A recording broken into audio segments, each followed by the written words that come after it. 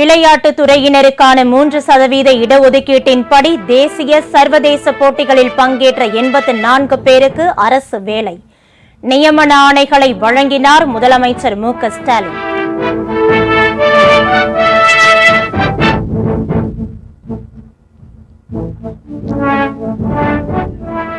புதிய கல்விக் கொள்கையை ஏற்றால்தான் நிதி கொடுப்போம் என மத்திய அரசு நிர்பந்தம் செய்கிறது.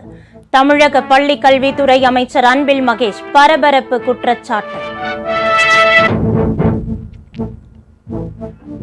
பஞ்சாபில் வெடிகுண்டு தாக்குதல் நடத்திவிட்டு உத்தரப்பிரதேசத்திற்கு தப்பி வந்த காலிஸ்தான் தீவிரவாதிகள் 3 பேரை என்கவுண்டரில் சுட்டுக் கொன்றது போலீஸ்.